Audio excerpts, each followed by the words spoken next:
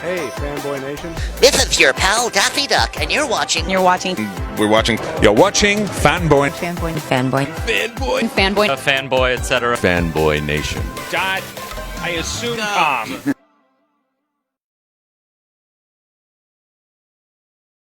This afternoon, I am speaking with rising country music star Daniel Bonte, who's releasing his new single, Dance Away With Me, on November 16th. Oh, man. Daniel, we finally made it happen. How are you? I'm good, man. How are you? I'm good. So tell me about the new single that drops on Monday the 16th. That's usually rare because songs always come out on Tuesday. Yeah, you know what? I decided to do it on a Monday this time. I start the week off right with a new single, and it's a new single for us that I've been excited about for a long time. We recorded it back in 2018. And it's a really special song for me because it's the first of a new batch of songs that I'm releasing, and just kind of in a better place as a songwriter, as a person, and as an artist. And it's, I said, why not? Let's start the week off with a bang, right? See, I'm just going to sit there and go, all right, country music had to have been a professional wrestling fan in the late 90s because WCW used to start like 5 minutes before WWF did. And then Absolutely. went like 10 minutes longer just so they could get a higher ratings number. So you're coming out the day before with your new single. Macho Man Randy Savage, baby. He's the man, dude. Yeah. He's the man. Now, we got to have a little bit of fun. These are some, this year has been rather interesting. And, people aren't going to get together on Thanksgiving for some reason. I mean, we have the pandemic reason, but other people are using it as an excuse not to see their family. So it's a win-win on half of it, but or it's a win on half of it rather. So you've released a single. I assume there's a new album following. So it comes out tomorrow on all the platforms, and then we have two more singles that we're releasing after that, 60 days apart. So we got one coming in at the beginning of January, and then one at the beginning of March, and then in May I think we're going to be doing just an EP, so an extended EP. To include the songs that I've released and then some new tracks just right before summertime. So that way, fingers crossed, if the festivals happen, then we can have some new music to promote. Let's hope, man. I mean, extended EP, so we'll assume 6-7 songs? I think we're going to, seven songs. So just like those 3 that I released and then 4 additional ones. I've been trying to write every week. And so depending on how much material I get and what I want to release, I might just do a full album if I can. Now, are you an Orange County native, or did you grow up somewhere else? Because no, I'm from I'm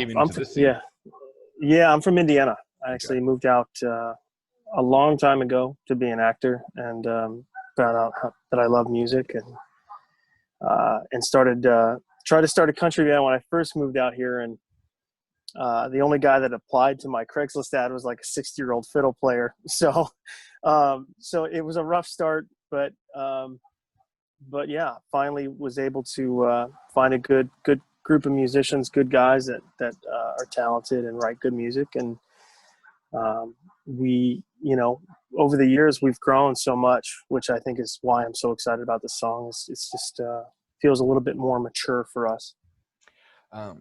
The music scene in Southern California has changed so much from the 60s, the 70s, 80s, 90s to today. And now, country music has a rather large following in Orange County, California, but you don't think people are like, I'm going to start a country band. Nashville, no. Memphis, no. I know Costa Mesa, or something to that extent. But the scene here has been pretty big. Like, how is the country music scene here different in comparison to Indiana, where you grew up? Well, I grew up about an hour and a half northeast of Indianapolis. So mainly the only country venues in Indiana are like, by me was like the American Legion. That was really the only place. There wasn't really like an actual venue. But in Indianapolis, there's country venues.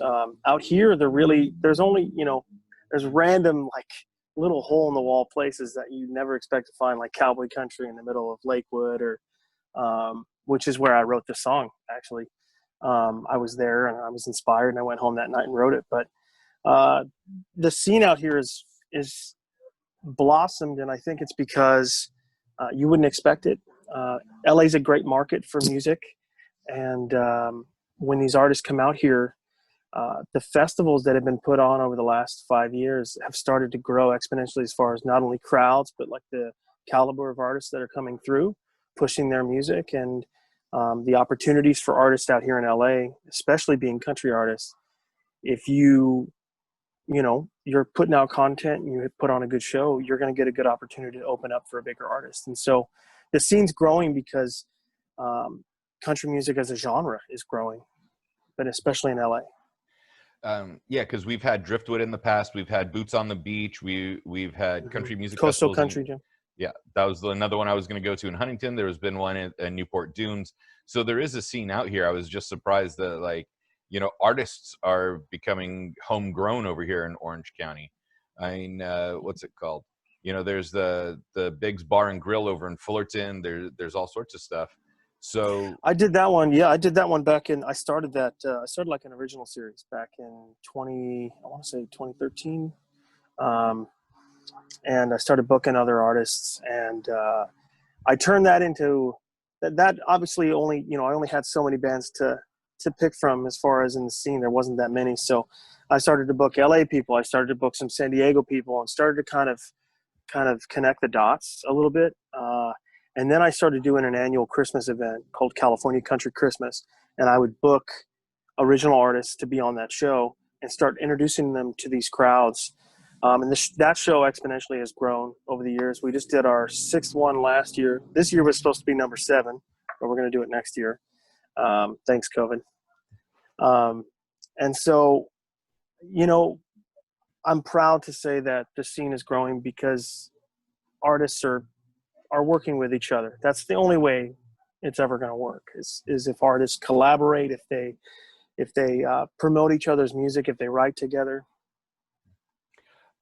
You have your new single dropping on Monday, November 16th, and it's called Dancing Away From Me. We have to remind everybody about the name of the new single so they can go get it. Yeah, absolutely. Tell me about the writing process of this song and the significance, because not every song has a meaning, but yours does in this instance. It does. I was going through a really interesting time, relationship-wise, and there was a woman that I was absolutely in love with, but I was just all over the place as a guy, as sometimes us guys tend to be, and we weren't together at the time. I went out that night. I went to this little honky-tonk, this local honky-tonk, and I was sitting there drinking a beer, and I saw her on the dance floor with another guy. And that's a feeling that I know a lot of people have felt, where you see somebody that you really care about, you have feelings for, and they're, you can tell that they're not thinking about you. They're enjoying the moment that they're in, and they're maybe with somebody else. And so I took that feeling, and it was very upsetting at the moment, but also like very sobering. I was like, I need to utilize this. And so I went home and I wrote the song, wrote most of it that night, showed it to the guys, and the guys were like, yeah, we really like this concept. And so we sat down and we penned it, went into the studio, recorded it. I didn't release it. I wrote it back in 2018, and we recorded it at the end of 2018. So I sat on it for a couple of years. I wasn't ready to release it yet. Was the wound too fresh, or was it, the song not complete to your liking? I think it was more of I wanted to have something to say following up that message. A lot of artists will just write to write, and I'm a firm believer in writing from the heart and putting out something authentic, and so I wasn't really writing a lot. I was, like I said, I was going through a really weird time personally, and I think that's okay. I think that's okay as an artist to, some of these guys that they'll just put out material, and if if you want my humble opinion, which is not very esteemed, but sometimes the songs can kind of be, it's like flash in a pan. Like it's hot for 1 minute and then it's gone. Like, you forget the song. It's forgettable. It doesn't really have a lot of staying power. And so I made a promise to myself and the guys, and we talked about creating some music that we were proud of, that we thought had staying power. And so that's where this song falls in, and then the corresponding songs after this. It's just taking that to heart. You know what I mean? Right. And so since you're releasing songs 60 days apart, at least 3 songs every 60 days, is this kind of like a theme album? Like, this is the heartbreak song where you realize she wasn't interested. The next one is, you're still in a dark place, followed by you're slowly getting out of the idea of her. I think everything I'm writing is kind of like a transition piece. It's like the transition of my life from when things, I got out of a long-term relationship and things were really rocky, and it was kind of figuring out, I'm 36. I mean, it's, when you're in your 30s, if you don't already have things figured out, you're scrambling trying to get them figured out. And so all of these songs, I wasn't sitting there in a room with the guys trying to figure out, man, what do I want to say? Like, it all came from an authentic moment. That concept of the song, the next single is going to be called Running on Empty. And the single after that is called Top Shelf Whiskey. So all of them do have some drinking references to them, but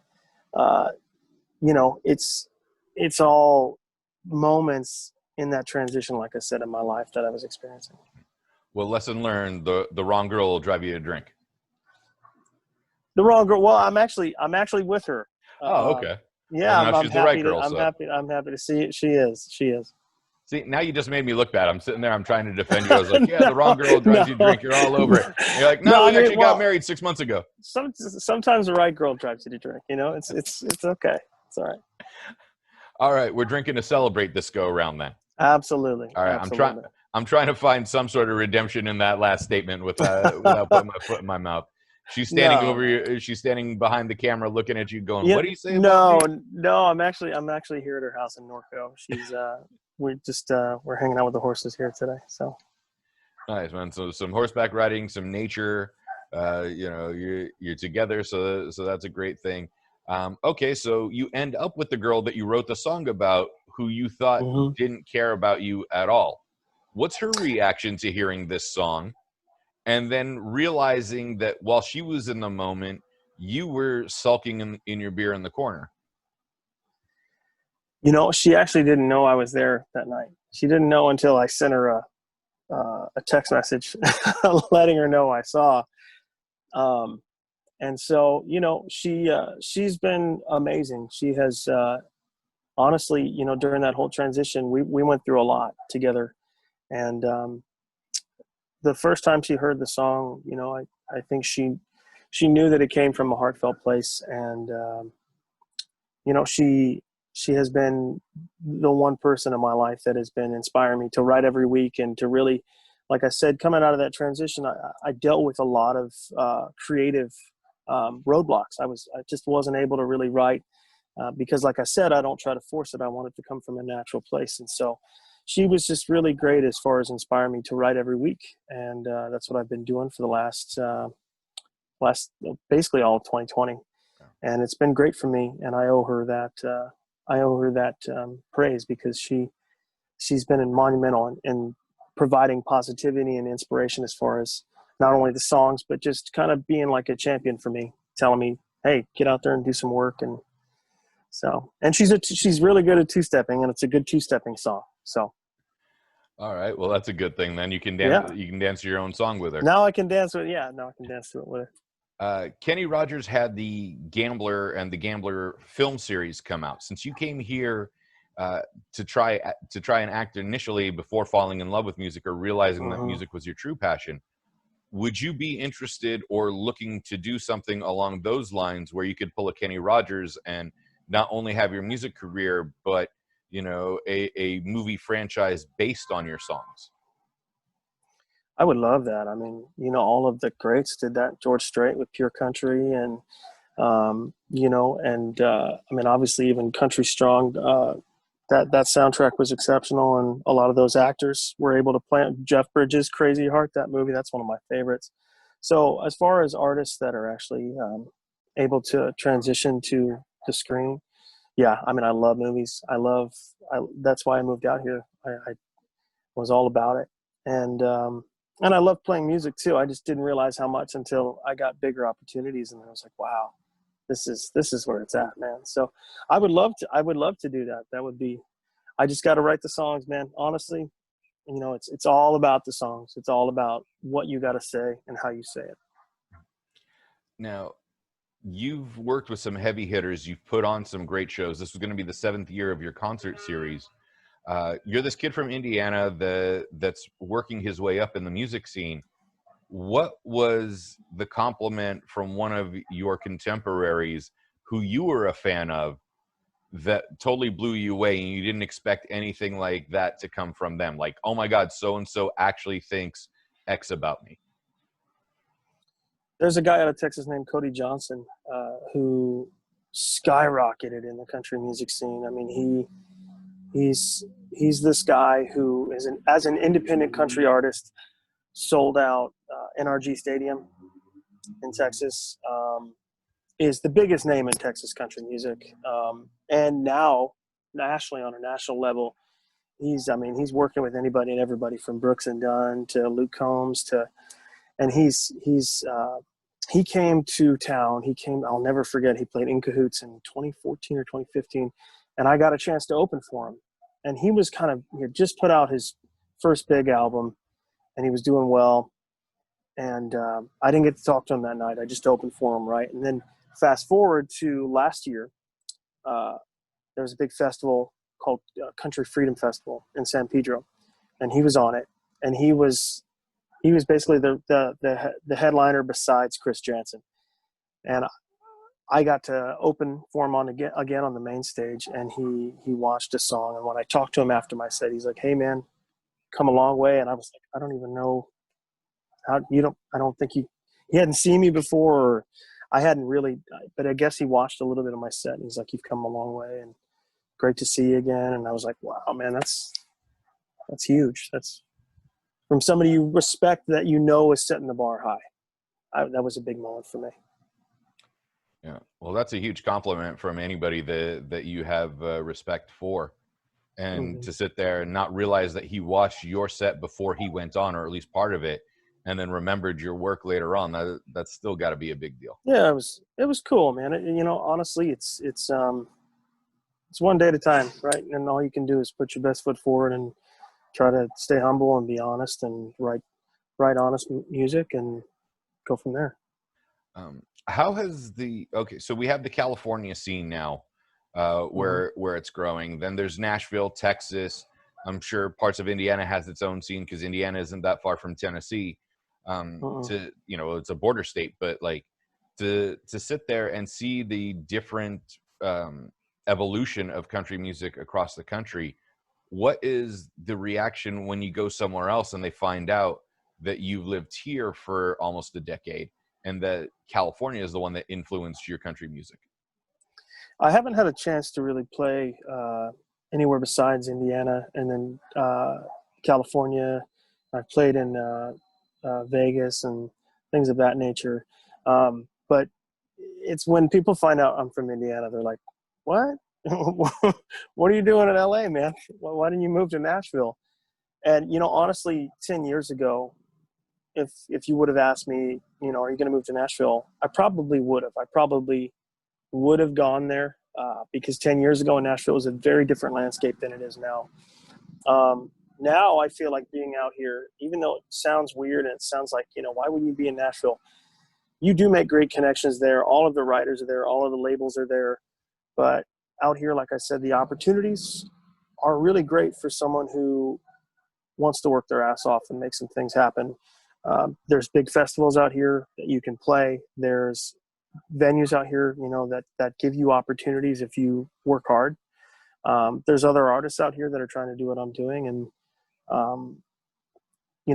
I feel like for a lot of people that move to Nashville, it's a 10-year town. I mean, you've got to work your ass off even just to get scraps. And out here, I've gotten great opportunities, and not been just another name or just another fish in the pond.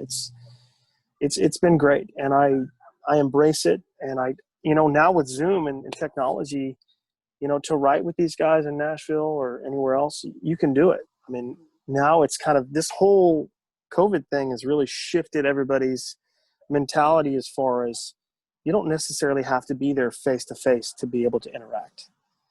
And so I'm going to utilize that. I'm going to play that to my advantage. Yeah. That's happened to us with a lot of movie reviews, where we used to drive up to the Valley and go to the studios, and they're like, oh, here's a link, have at it. And remember that, you can't review it till Tuesday or whatever.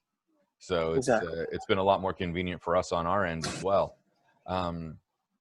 You're out in Norco right now. You're on a ranch. You're horseback riding with your girl. You're taking a little break to talk to me, so I appreciate that. Absolutely, man. How are you staying healthy in all of this? Because if music comes from the soul and it comes from the heart, and then everything else, how do you keep your head clear in order to let the other areas work for you? When this year has been a monumental year for me on a physical and mental level as well, because I started working out at the beginning of the year.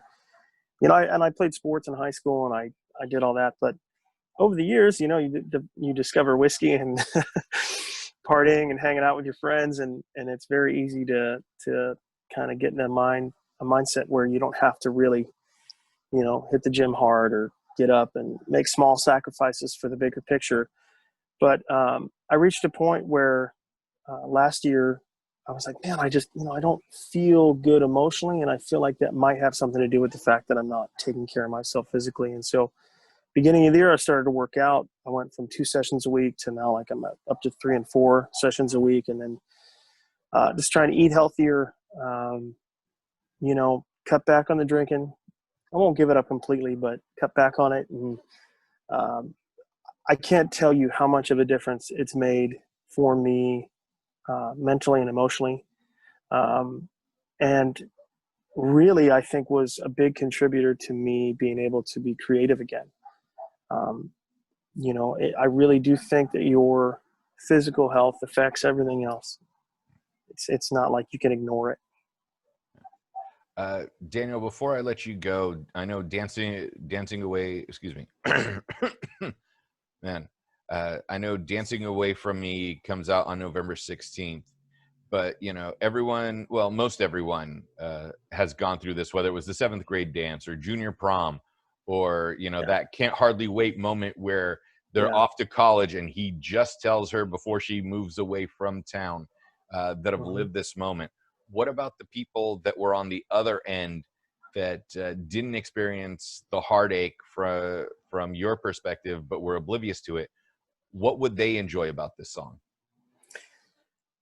I think they could relish in the fact that, if they're with somebody that they love and they haven't felt that feeling, then they can cherish the person that they're with. They can appreciate what they have, and realize that, you're very lucky to be with somebody and have their love and attention, and not have to feel that. It's important to,